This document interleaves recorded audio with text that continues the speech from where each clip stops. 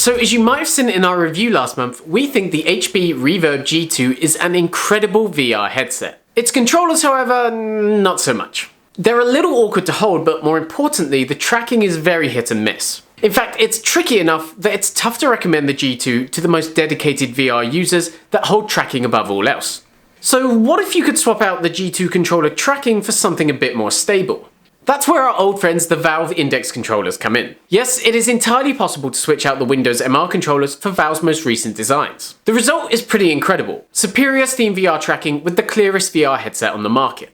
For the super hardcore users out there, I'd say it's actually probably the best setup available right now. I played really great Index-compatible games like Boneworks and Aperture Hand Labs, and was finally able to try these experiences with none of the tracking hiccups I had on the original G2 setup. For the purpose of this classified exercise, your barbed meat... But even by PC's VR standards, this solution is pretty messy and quite expensive. For starters, to get the G2 running with the Index controllers, you also need a pair of SteamVR base stations and some receivers. You'll need those receivers to actually sync the Index controllers to your PC. Now, if you already have an Index, you can just use that, or you could just use an old HTC Vive headset if you have one lying around somewhere. Luckily, we did. Otherwise, you'll need some SteamVR USB dongles that are included with the HTC Vive tracker pucks, or some third-party websites sell them separately. We have a link with more details on what you need and where you can get them from below. But if you add the cost of the Reverb G2, the Index controllers, base stations, and even those dongles together, you're already looking at over $1,000 for this VR setup. Like I said, I already had a Vive lying around, so I was lucky enough to be able to plug that in too. But having two VR headsets plugged into my PC at the same time made for an ungodly wire sprawl. So best get your cable management cap on.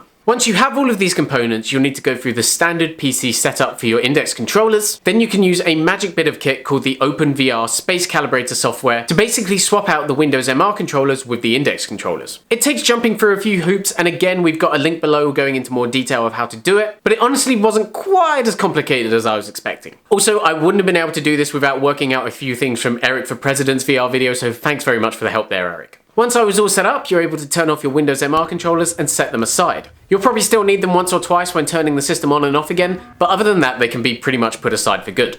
Honestly, this is a fantastic high-end VR experience, and gave me the kind of VR immersion I was hoping the original G2 would give me right out of the box. But the need for a bunch of components and the fact that you have to bust out the base stations once again for an inside-out tracked headset really limits how viable an option it really is.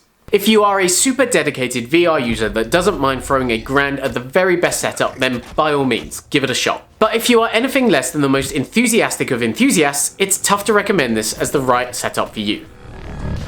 Thanks so much for watching the video. Make sure to like, subscribe and comment, hit the notifications button, and we'll see you next time for yet more VR content.